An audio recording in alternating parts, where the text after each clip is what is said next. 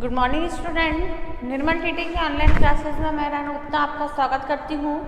आज अधिगम के लिए आकलन के अंतर्गत मैं आपके सामने लेकर उपस्थित हूँ मूल्यांकन का बदलता स्वरूप। देखिए, इससे पहले हमने मूल्यांकन के विषय में विस्तार चर्चा कर ली थी। मूल्यांकन की परिभाषा भिन्न भिन्न मनोवैज्ञानिकों के द्वारा भिन्न भिन्न दी गई है। मूल्यांकन छात्र और शिक्षक दोनों के जीवन में बहुत महती आवश्यकता के रूप में कार्य करता है। मूल्यांकन को हमें अपनी कमजोरी के रूप में न लेकर मूल्यांकन को हमको एक अंतिम प्रोसेस के रूप में न लेकर आगे सुधार करने वाली प्रोसेस के रूप में लेना चाहिए। उस अर्थ में इसका विश्लेषण करना चाहिए। मूल्यांकन के अब हम मूल्यांकन के स्टेप के बारे में भी अध्ययन कर चुके थे कि मूल्यांकन के लिए क्या क्या जरूरी है, मूल्यांकन के कौन कौन से सिद्धांत आवश्यक हैं, मूल्यांकन प्रक्रिया के कौन कौन से बिंदु होते हैं। ये हमने विस्तृत अध्ययन कर लिया था। मैंने आपको बताया था कि मूल्यांकन प्रक्रिया के डॉक्टर ब्लूम के अनुसार 3 जो बिंदु हैं वह होते हैं मूल्यांकन प्रक्रिया में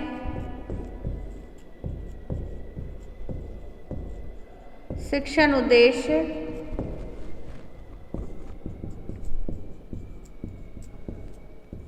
सीखने के अनुभव और व्यवहार परिवर्तन।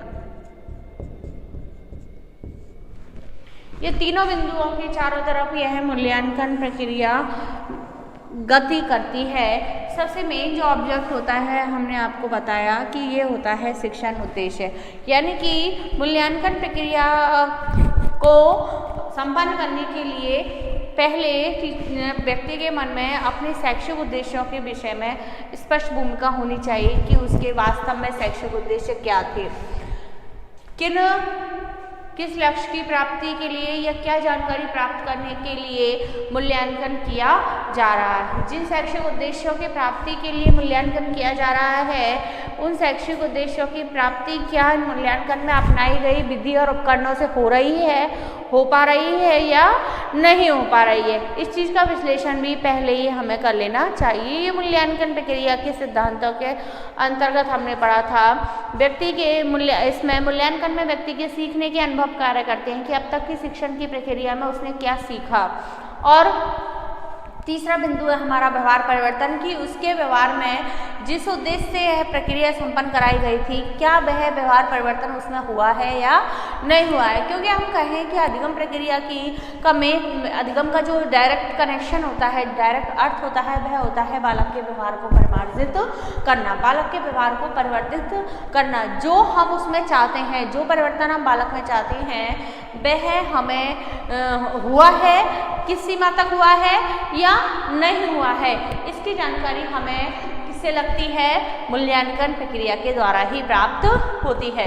तो मूल्यांकन प्रक्रिया को सार्थक बनाने के लिए एक अनुभवी प्रशिक्षक का होना आवश्यक है। ऐसा प्रशिक्षक जिसके दिमाग में शैक्षिक उद्देश्य बिल्कुल क्लियर हो, स्पष्ट रूप से वह विश्लेषित कर चुका हो, उसे ये पता हो कि किन उद्देश्यों के लिए किस व्यक्ति के ऊपर मूल्यांकन प्रक्रिया अप्लाई की जानी है। जिन उद्देश्यों की प्राप्ति के लिए हमने अधिगम कराया है क्या उन उद्देश्यों की प्राप्ति हुई है या नहीं हुई है। दूसरी बात, उसका दृष्टिकोण बिल्कुल निष्पक्ष और तटस्थ रहना चाहिए, यानी कि हम कहें कि मूल्यांकन प्रक्रिया के दौरान शिक्षक को उसमें अपना व्यक्तिगत दृष्टिकोण नहीं लगाना चाहिए। जो सार्वभौमिक सत्य है, जैसा छात्र है वैसी ही व्याख्या अगर वह करता है तो मूल्यांकन प्रक्रिया 100% सफल होती है। अब आगे हम देखते हैं कि मूल्यांकन प्रक्रिया के उद्देश्य क्या क्या है। मूल्यांकन प्रक्रिया के उद्देश्यों के अंतर्गत पहला है शिक्षा के विस्तृत उद्देश्यों को स्पष्ट करना। मूल्यांकन प्रक्रिया का ये 3 बिंदुओं के आसपास घूमती है, जिसमें लास्ट स्टेज होती है, फर्स्ट स्टेज होती है शैक्षिक उद्देश्य, शिक्षण के उद्देश्य जिनकी प्राप्ति के लिए छात्र विद्यालय में प्रवेश करता है। दूसरी लास्ट स्टेज होती है बालक में व्यवहार परिवर्तन। हम बात करते हैं उद्देश्यों की कि मूल्यांकन प्रक्रिया के क्या उद्देश्य हैं। तो पहला उद्देश्य है शिक्षा के विस्तृत उद्देश्यों को स्पष्ट करना। शिक्षा के विस्तृत उद्देश्यों को स्पष्ट करना।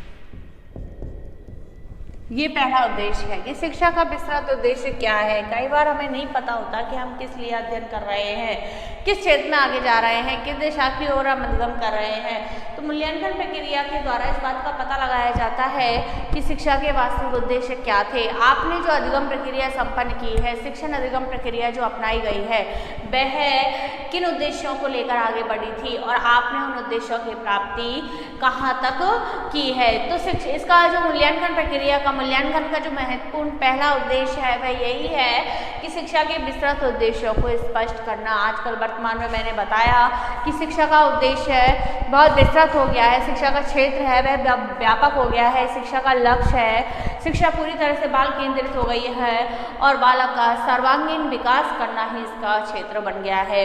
यानी कि हम एक बालक के विषय में एक बालक के केवल सैद्धांतिक पक्ष का मूल्यांकन हमारे लिए आवश्यक नहीं है। अगर हम उसके सैद्धांतिक पक्ष का मूल्यांकन करके ही उसके विषय में किसी प्रकार की घोषणा करते हैं, हम उसके विषय में भूमिका बनाते हैं, तो वह सरासर गलत होगा। क्योंकि सर्वांगीण विकास के अंतर्गत बालक का ज्ञानात्मक, बालक का भावात्मक और बालक का क्रियात्मक उद्देश्य शामिल हो जाता है, क्रियात्मक विकास शामिल हो जाता है। तो हमें ओवरऑल एक्टिविटीज़ का उसका ऑब्जर्वेशन करना होगा और सूक्ष्म से सूक्ष्म मूल्यांकन करके उसके विषय में धारणा स्थापित करनी होगी, धारणा बनानी होगी। तभी हम उस बालक के विषय में स्पष्ट घोषणा कर सकते हैं, तभी हम बालक की ग्रोथ का पता लगा सकते हैं। हमें ये नहीं पता होता कि वास्तव में बालक क्या है, क्या चाहता है, क्या बनना चाहता है, तो हमें मूल्यांकन करने का कोई अधिकार नहीं है। तो यही बात है मूल्यांकन की उद्देश्यों में कि वह शिक्षा के विस्तृत उद्देश्यों को स्पष्ट करता है। मूल्यांकन के द्वारा छात्र की शैक्षिक और व्यक्तिगत कमियों, कठिनाइयों को जानना।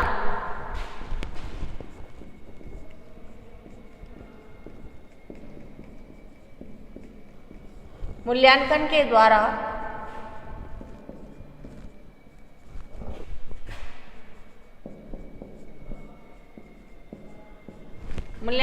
द्वारा छात्र की शैक्षिक एवं व्यक्तिगत कमियों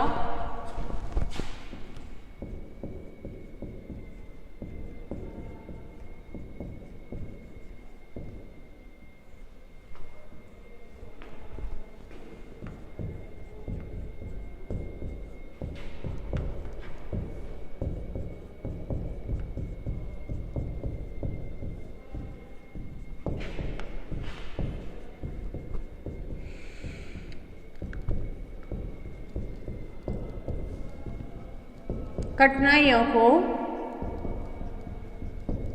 जानना। मूल्यांकन का दूसरा उद्देश्य होता है, मूल्यांकन का प्रयोग क्यों किया जाता है, छात्र की शैक्षिक और व्यक्तिगत, मैंने कहा सर्वांगीण विकास करना शिक्षा का उद्देश्य है। तो उसकी मूल्यांकन के द्वारा हमें शैक्षिक कमियों को भी जानना है और व्यक्तिगत कमियों को, कि कई बालक ऐसे होते हैं कि उनके साथ कोई प्रॉब्लम होती है, व्यक्तिगत प्रॉब्लम होती है जिसे वे किसी से शेयर नहीं कर पाते और हो सकता है वह बहुत इंटेलिजेंट हो लेकिन उनकी व्यक्तिगत परेशानी ऐसी हो कि वह एग्ज़ाम में लिख नहीं पाते हों, या जैसे ही वह एग्ज़ाम को फेस करते हैं वह सारा कुछ भूल जाते हों, या उन्हें और कोई किसी टीचर से इरिटेशन होती है, किसी साथी से इरिटेशन होती है, उसकी मौजूदगी में वह अधिगम नहीं कर पाते हों। तो ऐसी बहुत सारी कॉम्प्लिकेशन हो सकती हैं छात्र के साथ व्यक्तिगत। तो मूल्यांकन हमें ये प्रेरणा देता है, मूल्यांकन हमें बताता है कि आप छात्र की शैक्षिक और व्यक्तिगत कमियों को और कठिनाइयों को जानें कि उसे मूल्यांकन में, उसे अधिगम में कहाँ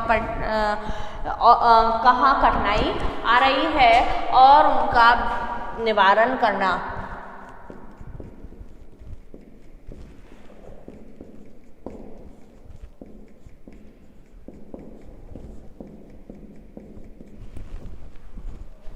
और उचित प्रकार से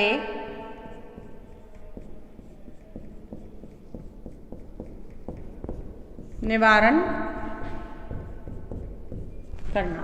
यानी कि मूल्यांकन हमें यही नहीं बताता कि छात्र में कमजोरी क्या है, मूल्यांकन हमें इस बात के, मूल्यांकन का जो उद्देश्य है वह भी यही है कि आपने कमजोरियों का पता लगा लिया है तो आपका दायित्व बनता है कि आप छात्र के संबंध में, छात्र को जो कठिनाइयाँ आ रही हैं, अधिगम में जो परेशानियाँ आ रही हैं, उनकी जो उसमें जो कमियाँ हैं उनका निवारण कर सके। इसलिए मूल्यांकन की आवश्यकता होती है। मूल्यांकन देखिए, हर व्यक्ति के साथ कोई ना कोई परेशानी अवश्य होती है, तो हम ये नहीं कह सकते कि वह व्यक्ति पूरी तरह से इंटेलिजेंट है, वह व्यक्ति अपने आप में पूर्ण है, ऐसा नहीं कह सकते। किसी व्यक्ति के साथ शैक्षिक क्षेत्र में परेशानी हो सकती है, किसी व्यक्ति के साथ उसकी व्यक्तिगत परेशानियाँ हो सकती हैं। हो सकता है कोई आर्थिक परेशानी हो सकता है उसका कोई शारीरिक दोष ऐसा हो, आँखों से उसे दिखाई कम देता हो, तो ब्लैक बोर्ड से जो उसे लिखना है वह प्रॉपर नहीं लिख पा रहा हो और आपसे वह खुलकर बात नहीं कर पा रहा हो, तो इस वजह से वह पिछड़ सकता है। दूसरा, वह क्लास में बोलने में संकोच करता हो।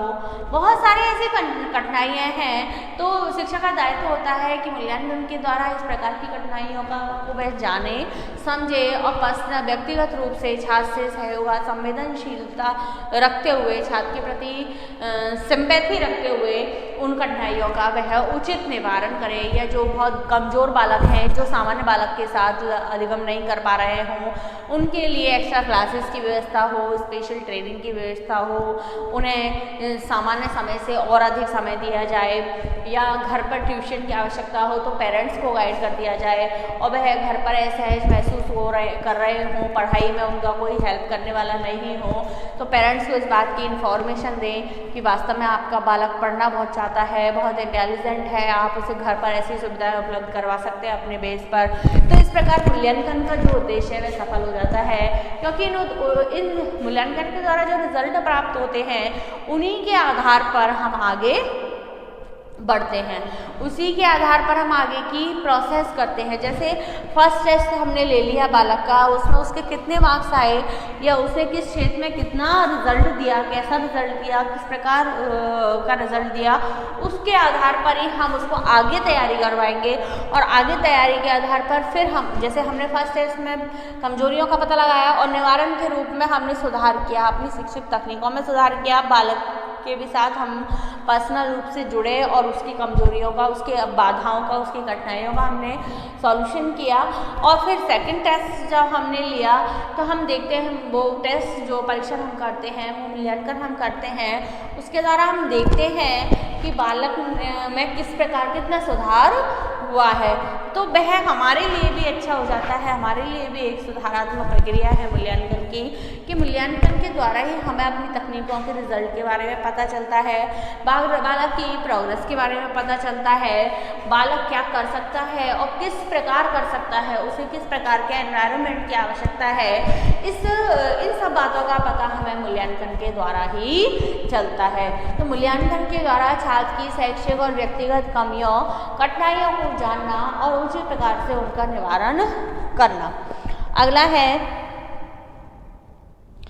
मूल्यांकन के आधार पर प्रचलित शैक्षिक कार्यक्रम, शिक्षण विधियों,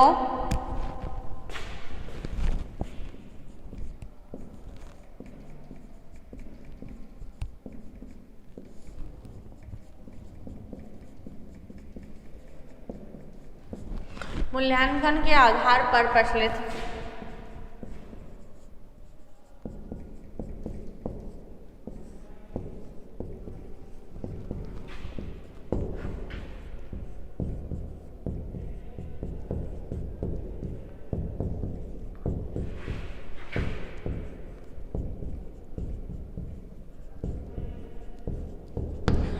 मूल्यांकन के आधार पर प्रचलित शैक्षिक कार्यों, शिक्षण विधियों आदि की उपयोगिता और प्रभाव की जांच कर उसमें यथासंभव सुधार लाना। विधियों आदि की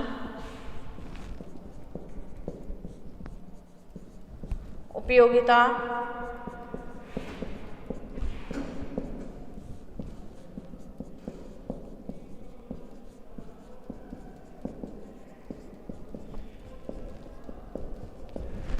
और प्रभाव की जांच कर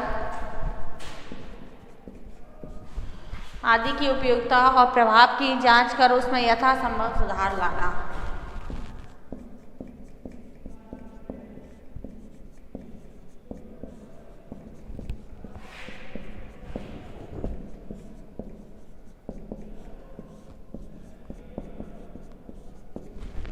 मूल्यांकन के आधार पर पिछले शैक्षिक कार्यों या शैक्षिक कार्यक्रम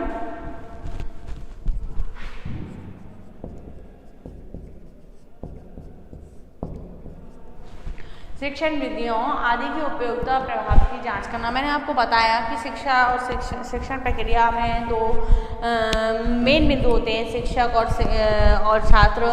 मूल्यांकन जो प्रक्रिया है वह दोनों ही बिंदुओं के लिए महत्वपूर्ण होती है, क्योंकि शिक्षक अपने जो शैक्षिक उद्देश्य निर्धारित किए गए हैं उनकी प्राप्ति कराने के लिए छात्र को उन तक पहुंचाने के लिए भिन्न भिन्न तकनीकों का प्रयोग करता है, अपनी शिक्षण विधियों को सुधारने की कोशिश करता है, उसमें विभिन्न तकनीकों के प्रयोग की कोशिश करता है। तो इस आधार पर जो शैक्षिक कार्यक्रम निर्धारित किया गया है और जो शिक्षण विधियों को जो शिक्षक द्वारा अपनाया गया है उनकी सफलता और असफलता की जांच, उनकी उपयोगिता अनुपयोगिता की जांच, उनसे जांच और उनसे लाभ प्राप्त होना और हानि होना, कितनी हानि हो रही है, यह सारे बच्चे इस कक्षा में जो भी बच्चे हैं, जो भी बालक हैं, वह उन विधियों के माध्यम से समान रूप से अधिगम कर पा रहे हैं या नहीं कर पा रहे हैं। इन सब के प्रभाव की जांच किसके द्वारा की जा सकती है?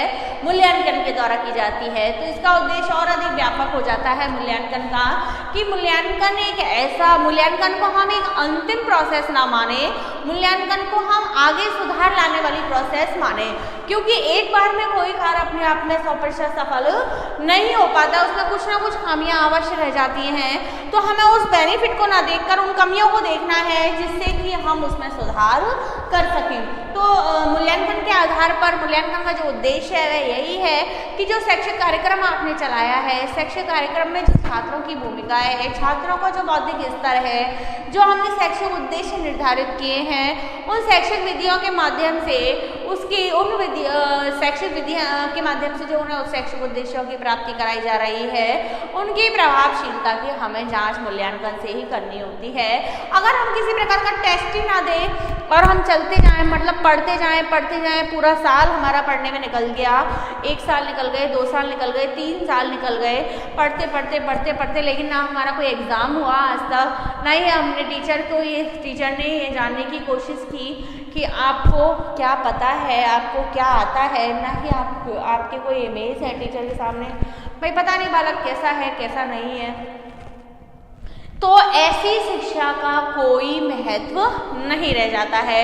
तो मूल्यांकन प्रक्रिया हमारी जो शिक्षा है, शिक्षा व्यवस्था है, उसको एक आधार प्रदान करती है, उस बेस प्रदान करती है, एक इम्पोर्टेंस देती है कि आपकी इम्पोर्टेंस तब है, आप अगर 6th क्लास में पढ़ रहे हो, आप अगर 10th क्लास में पढ़ रहे हो, तो आपका रिजल्ट आपको डिक्लेयर करेगा कि आप वास्तव में क्या हो और आप क्या कर सकते हो, आपकी जो इमेज है वो कैसी है, आपका जो क्राइटेरिया है वो कैसा है, वह मूल्यांकन के आधार पर ही पता चलता है। और उसी आधार पर अगर उसमें कोई कमी है, आपने खूब मेहनत किया, आपने कोचिंग भी ली है और आप मेहनत भी करते हो, आप पढ़ाई भी करते हो, आपने भी अपने अध्ययन में विभिन्न प्रकार की तकनीकों का प्रयोग किया है, विधियों का प्रयोग किया है, तो अगर जो आपका रिजल्ट आपको मिलता है अगर वह उस हिसाब से नहीं मिला है, जिस अकॉर्डिंग आपने सपोज किया था, आपने उम्मीद लगाई थी, उस हिसाब से आपको रिजल्ट नहीं मिला है, तो आप मूल्यांकन की प्रोसेस के बाद अपनी उन प्रक्रियाओं में, उन विधियों में, उन तकनीकों में क्या कर सकते हो?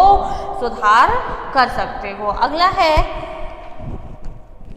मूल्यांकन के फलस्वरूप बालकों में व्यक्तिगत और सामूहिक रूप से उचित अभिवृत्ति और कौशल का विकास करना।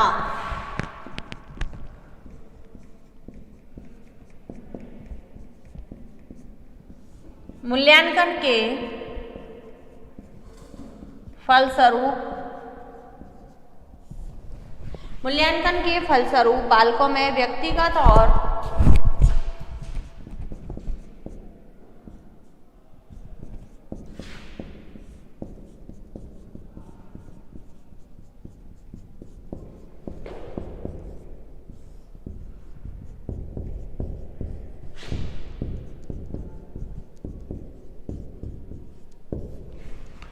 बालकों में व्यक्तिगत और सामूहिक रूप से उचित अभिवृत्ति और कौशल का, व्यक्तिगत और सामूहिक रूप से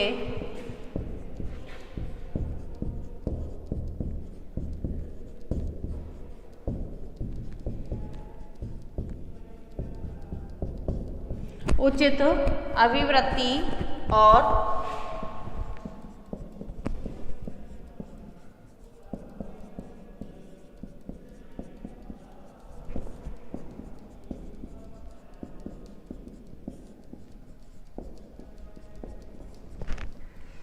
मूल्यांकन के फलस्वरूप बालकों में व्यक्तिगत और सामूहिक रूप से उचित अभिवृत्ति और कौशल का विकास करना।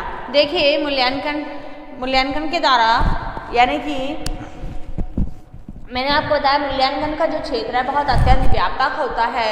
व्यक्तिगत और सामूहिक रूप से उचित अभिवृत्ति और कौशल का विकास किया जाता है जब मैंने बताया कि हम भिन्न भिन्न तकनीकों का प्रयोग शिक्षक करते हैं अपनी शिक्षण प्रक्रिया में, और बालक भी अध्ययन करने के लिए अपने अध्ययन में भिन्न भिन्न तकनीकों का प्रयोग करते हैं। कोई लिख के याद करता है, कोई कैसे माहौल में याद करना पसंद करता है, कोई किस तरह से पढ़ाई करता है, कोई जल्दी उठता है, या भिन्न भिन्न तरीके हम अपनाते हैं। और तो उसके द्वारा जो रिजल्ट हमें प्राप्त होता है और रिजल्ट हमें उसके अकॉर्डिंग, मेहनत के अकॉर्डिंग नहीं मिला है, तो हम अपने अध्ययन में सुधार करने की कोशिश करते हैं। वह सुधार ही हमारी अभिवृत्ति और कौशल में क्या करता है, वृद्धि करता है। जैसे करत करत अभ्यास के जड़ मत होस जान, तो ये जो बात है कि बार बार हम जब उसमें सुधार करने की कोशिश करेंगे, बार बार हम किसी चीज़ को दोहराएंगे, बार बार हम उसे बेटर करने की कोशिश करेंगे, तो वास्तव में हम अपने आप में उस कार्य में दक्ष हो जाएंगे। जैसे कई बार हम बोलते हैं कि कई बच्चे एक बार में कैच कर लेते हैं, कैच करने का मतलब है लर्न कर लेते हैं, एक बार में पकड़ लेते हैं अगर किसी बात को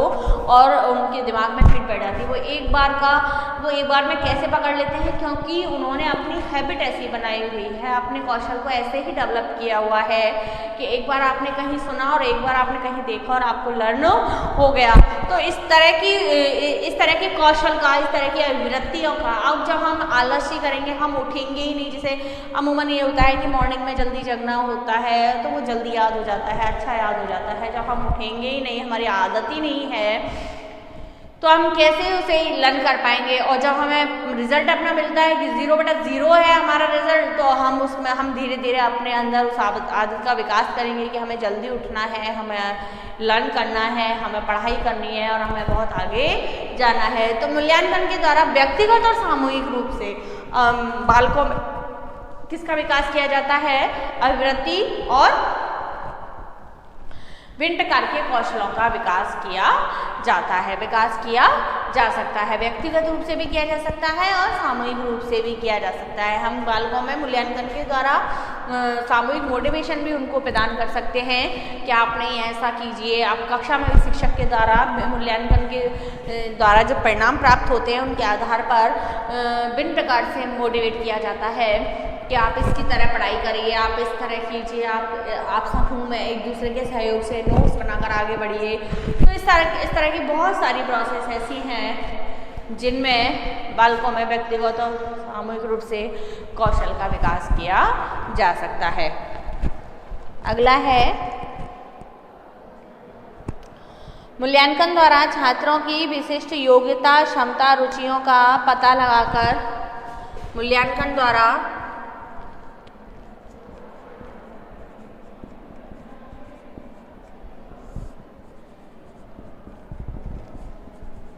छात्रों की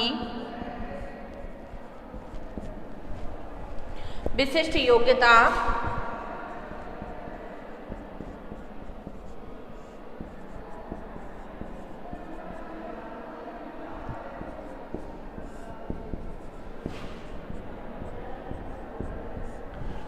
मूल्यांकन द्वारा छात्रों की विशिष्ट योग्यता, क्षमता, रुचियों का पता लगाकर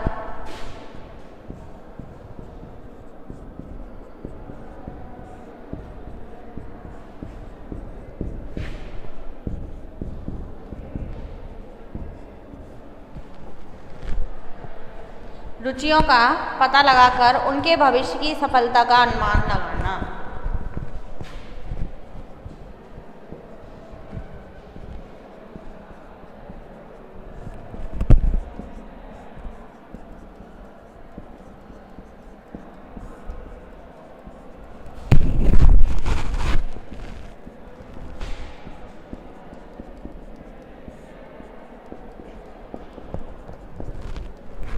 मूल्यांकन के द्वारा क्या किया जाता है, छात्रों की विशिष्ट योग्यता, क्षमता, रुचियों का पता लगाकर उनके भविष्य की, यानी मैंने आपको बार बार ये कहा है कि मूल्यांकन के द्वारा शिक्षक का जो मेन उद्देश्य होता है वह होता है छात्र के विषय में घोषणा करना, भविष्यवाणी करना। यानी कि हमें ये पता होना चाहिए कि वास्तव में छात्र का कौन सा क्षेत्र, कौन सा बेस्ट क्षेत्र में अपने आप को साबित कर सकता है। तो ये चीज़ हम कब घोषणा कर सकते हैं, जब हम बालक का उचित मूल्यांकन करेंगे, जिसमें उसकी कैपेसिटी, उसकी क्वालिटी और उसकी इंटरेस्ट, इन सब का हमें पता होना चाहिए कि वास्तव में छात्र क्या चाहता है, किस प्रकार से वह।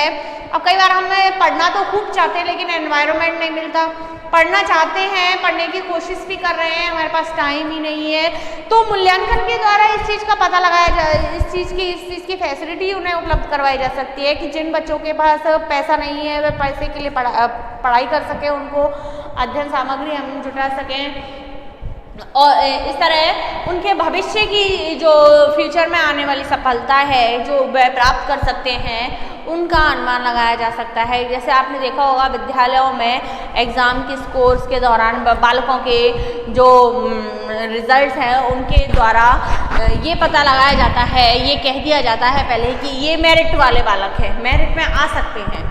तो वो मेरिट में आ सकते हैं, इस प्रकार की घोषणा किसके द्वारा की जा सकती है, मूल्यांकन के द्वारा की जा सकती है कि वास्तव में ये बालक पढ़ाई करते हैं, पढ़ाई कर सकते हैं और इनका अब तक का जो रिजल्ट है वह बहुत अच्छा रहा है, इन्होंने बहुत अच्छा किया है और ये आगे भी इसी प्रकार की मेहनत कर सकते हैं। अगला है शिक्षकों के शिक्षण कार्य का मूल्यांकन करना।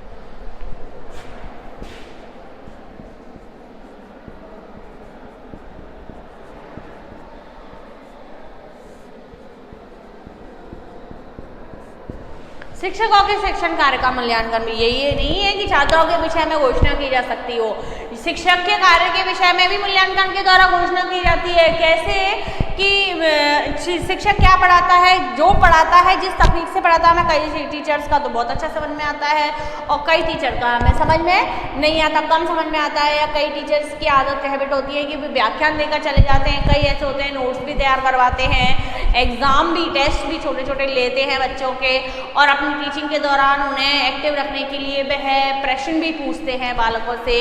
तो इस प्रकार की तकनीकों के द्वारा उन टीचर्स की टीचिंग का प्रभाव बच्चों पर ज़्यादा पड़ता है, तो वो ज़्यादा अधिगम करेंगे और ज़्यादा अधिगम करेंगे तो उसका रिजल्ट हमें कहाँ मिलेगा, मूल्यांकन में मिलेगा कि हाँ भाई बेस्ट टीचर है, इनके द्वारा पढ़ाया हुआ हर बालक पास होता है, इनकी बातें बालक बहुत ध्यान से सुनते हैं। तो इस प्रकार की शिक्षक के शिक्षण कार्य का मूल्यांकन भी मूल्यांकन के द्वारा ही किया जाता है कि वास्तव में टीचर अपने बच्चों को जो शैक्षिक उद्देश्य निर्धारित किए गए हैं उनके अकॉर्डिंग टीचिंग करा पा रहा है या नहीं करा पा रहा है, शिक्षक अपने कर्तव्य और अधिकारों दोनों का प्रयोग समानता से कर रहा है या नहीं कर रहा है, शिक्षक बालकों के प्रति पूरी तरह से निष्पक्ष है या नहीं है, उसका दृष्टिकोण बालकों के प्रति कैसा है, वह बालकों के लक्ष्य प्राप्ति में मदद करता है या नहीं करता है, वह अपने अध्ययन में, अपने शिक्षण में किन तकनीकियों का प्रयोग करता है।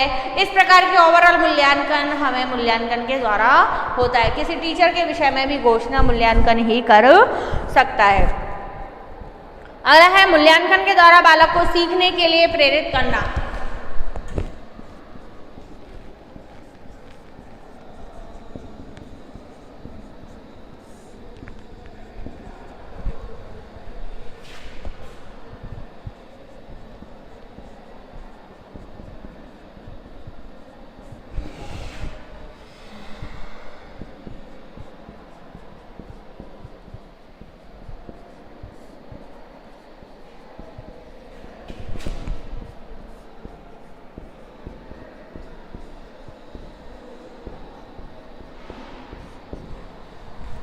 प्रेरित करना, देखिए किसी काम की सफलता के लिए मोटिवेशन बहुत ज़रूरी होता है। मोटिवेशन जब तक आदमी में नहीं हुआ तब तक वह कोई कार्य में सफल नहीं हो सकता। और मोटिवेशन किसके द्वारा दिया जा सकता है, मूल्यांकन के द्वारा। जो रिजल्ट उसने प्राप्त किया है उसके अकॉर्डिंग उसे मोटिवेशन दिया जा सकता है कि आपने ये नहीं सीखा, आपको ये बहुत ज़रूरी है सीखना, आपको इतने नहीं इतने नंबर लाने चाहिए, आपको पढ़ाई इस प्रकार नहीं इस प्रकार करनी चाहिए, तब आप अच्छे मार्क्स प्राप्त करोगे, आप इस क्षेत्र में परचम लहराओगे। तो यही है बालकों को सीखने के लिए भी। कई बार हमें ये होता है हाँ भाई बीए, जैसे बीए में बालक पढ़ते हैं, आजकल बहुत ज़्यादा स्ट्रगल तो है नहीं बीए करने में, वह 1 वीक सीरीज पास वगैरह पढ़ के और पास हो जाते हैं। तो ये मोटिवेशन का एक कोई तरीका नहीं है। उन्हें मोटिवेट करने के लिए हमें कुछ देना होगा कि आपको प्रैक्टिकल मार्क्स भी चाहिए होंगे, आपके एग्ज़ाम भी होंगे और आपसे पूछा भी जाएगा। फिर ये आपकी जो ग्रेजुएशन की जो आपकी जो मार्कशीट है, जो आपके मार्क्स हैं, वह आपके कंपटीशन में भी जुड़ेंगे। तो यह इस तरह का जो मोटिवेशन है वह बालक को कुछ सीखने के लिए प्रेरित करेगा। वह मूल्यांकन के द्वारा ही संभव है कि आपने इतने परसेंट, जैसे 60% से आप पास हो गए हो, तो 60% आपके लिए इतना महत्वपूर्ण नहीं है। क्योंकि जो इन फ्यूचर अगर आपका परसेंटेज बेस पर सिलेक्शन होता है तो वह 60% आपका कहीं नहीं ठहरेगा। तो इस तरह की मोटिवेशन हमें देनी चाहिए कक्षा में कि बालक अपने आप अपना पढ़ने के लिए स्वतः ही प्रेरित हो। तो वह मूल्यांकन के द्वारा ही किया जाता है। अगला है शिक्षकों को उस क्षेत्र की ओर इंगित करना जहाँ उपचारात्मक शिक्षण वांछनीय है।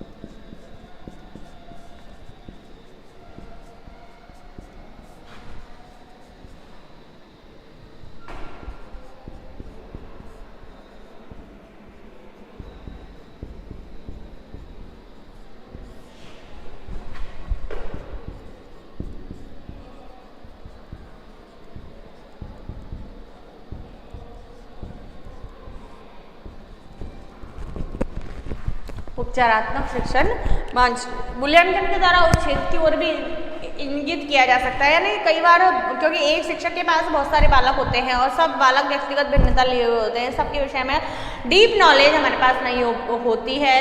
तो मूल्यांकन के द्वारा हमें वे बालक हमारी नज़र में आ जाते हैं जो बहुत कमज़ोर हैं या जो सामान्य बालकों की तरह अधिगम नहीं कर पा रहे हैं। तो मूल्यांकन ही छात्रों को उस क्षेत्र को बताता है कि यहाँ पर आपको उपचारात्मक शिक्षण की आवश्यकता है, यहाँ पर इस बालक में कमियाँ हैं और आपको इसे आगे पहुँचाना है। तो इस प्रकार की जब वह मूल्यांकन के द्वारा उसकी कमियों को डायग्नोसिस कर लेता है टीचर, तो वह उन कमियों को सुधारने के लिए उपचारात्मक शिक्षण भी अपना सकता है। जब तक शिक्षक को पता ही नहीं होगा कि कौन सा बालक किस क्षेत्र में पिछड़ रहा है, तो वह कोई किसी प्रकार के अपने शिक्षण में सुधार नहीं कर सकता है और ना ही उस बालक को शिक्षक से कोई फायदा होगा, ना ही उपचारात्मक शिक्षण अपनाया जाएगा।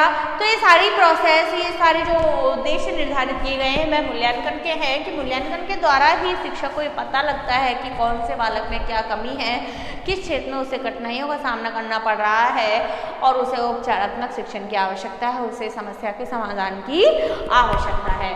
तो ये उद्देश्य मैंने आपको बताए। शिक्षा के विस्तृत उद्देश्यों को स्पष्ट करना, मूल्यांकन के द्वारा छात्र की शैक्षिक और व्यक्तिगत कमियों कठिनाइयों को जानना और उनका उचित प्रकार से निवारण करना, मूल्यांकन के आधार पर शैक्षिक कार्यक्रम विधियों की उपयोगिता प्रभावशीलता की जांच करना, यथासंभव रूप में सुधार करना, मूल्यांकन के फलस्वरूप बालकों में व्यक्तिगत सामूहिक रूप से उचित कौशल और अभिवृत्ति का विकास करना, मूल्यांकन द्वारा छात्रों की विशिष्ट योग्यता, क्षमता, रुचियों का पता लगाकर उनके भविष्य की सफलता का अनुमान लगा लेना, शिक्षकों के शिक्षण कार्य का भी मूल्यांकन के द्वारा किया जाता है। मूल्यांकन के द्वारा बालक को सीखने के लिए प्रेरित किया जाता है। मूल्यांकन के द्वारा शिक्षकों को उस क्षेत्र के लिए इंगित करना जहां उन्हें उपचारात्मक शिक्षण की आवश्यकता है। इस प्रकार हमने मूल्यांकन के उद्देश्यों का अध्ययन किया।